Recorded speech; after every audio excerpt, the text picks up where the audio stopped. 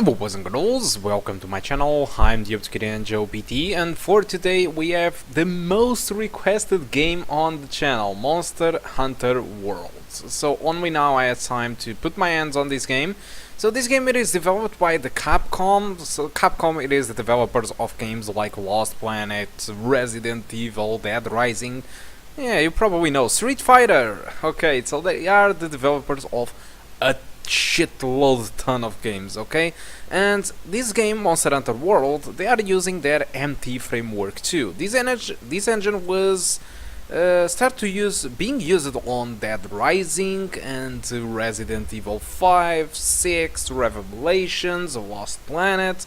So it was used in pretty much all the games from Capcom aside from the latest Street Fighter, which is using Unreal Engine 4. Also, Resident Evil 7 from Capcom, it is using the RE engine. The RE engine, it is the engine that I would say that is... oh, it's RE, so it means for Resident Evil. But no, Capcom says that RE engine, it stands for Reach for the Stars engine.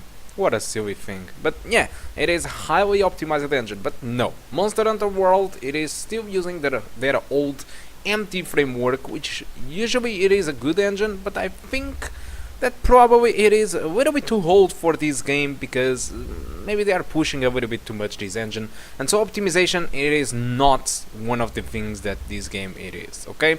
So for this video I will be using a median settings, but I just made a small change. I reduced the texture quality from 1024 to 512. So this helps a little bit with the VRAM usage, okay? Because when I put the game on median, it says to me that no. 2 gigabytes of VRAM is not enough for this, so I decided to reduce the texture quality to 512, and also I reduced the image quality to median. This image quality settings, it is a setting that controls resolution scaling. So with the eye setting you get your native resolution. If you put to median, I'm not really sure what you get, but I assume that is something pretty lower than the native, because I can really feel the difference, and in most games the resolution scaling barely has any impact in my eyes, but in this game it is quite noticeable. So on the rest of the settings, I'm just using pretty much what the median setting did bring. So TAA, shadow quality set to median, volumetric light at variable, so the game adjusts the quality based on the frame rate, and well, it's pretty much that. I tested a multitude of settings, okay, over here. I will explain a little bit later about it, but if I would play this game, I would probably lock this game at 30 frames per second, enable VSync, and use the damn gamepad.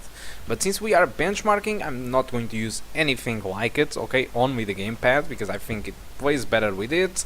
And this is the graphical settings that I did test. So I tested with the median, with image quality set to high. I got an experience, a pretty bad one, average of 27, 1% of 21.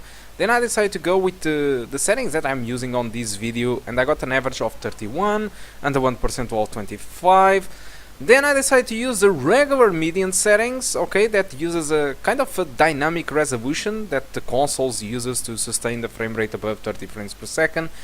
And I pretty much didn't enjoy that at all, because it was very harsh. So at some point you are having a sharp image, a very clean one, and then you turn it around and your image started to be a super blurry mess. So I didn't really like it at all. The low settings perform a little bit better than the median settings, but I got a huge bottleneck, so it means that the GPU is not getting fully utilized, because my CPU is not feeding the graphic card with a decent performance. Because yes, Monster Hunter World, it is a very highly CPU bound game. Despite it might not look that way, it is a very CPU bound game, with the only thing being good about this game, it's the fact that it can actually take advantage of the entire 4 cores, okay?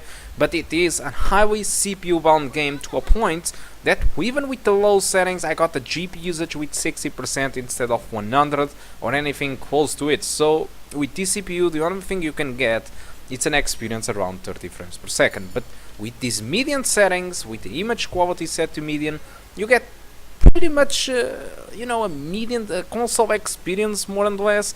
You even get 30 frames per second most of the time, and some other times in the middle of a jungle, if you have a lot of vegetation and enemies, you start to drop to something like 27 and 25 frames per second that many people might not enjoy that much, that experience, and I fully understand completely why, okay?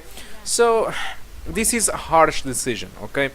Buying this game, it is not for everyone. First of all, this is a niche game. I don't even know what the hell I will be doing in this game, to be honest. I don't understand a thing about it. I didn't read the tutorials, I just wanted to benchmark the game because many people did request it.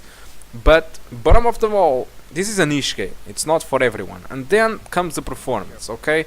With these settings, yes, like I said, the game looks pretty good, it is fantastic. It is a little bit blurry because of the resolution scaling that I'm using, but still you get problems with the frame rate. Frame rates can go dropping down from 30 frames per second to 25, and I'm pretty sure not all the people will like that idea. And second thing it is that I want to tell you, it is consoles also suffer from performance in this game.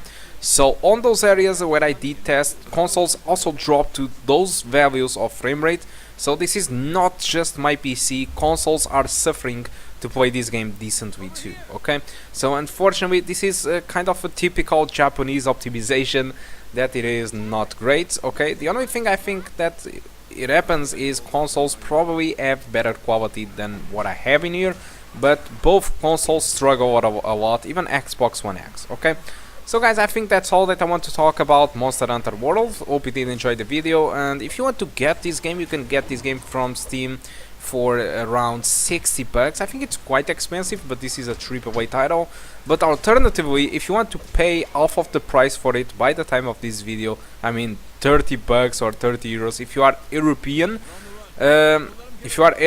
you can go to the description of this video. There is a link there for Kinguin. You can get this game for 30 euros, which is half of the price that it is available on Steam. So if you are interested in this game, go to the description of the video and take advantage of the 30 euros from Kinguin. Okay, guys, thank you a lot for watching. Hope you keep enjoying the rest of the video, and I hope to see you soon.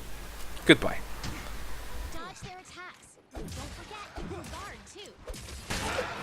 The Sword and Shield is a close-range weapon set that focuses on agility and dodging. It's great for beginners.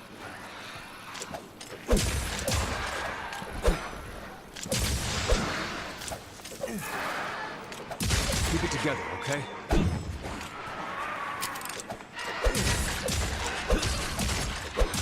Okay, let's head home and report back to the old man.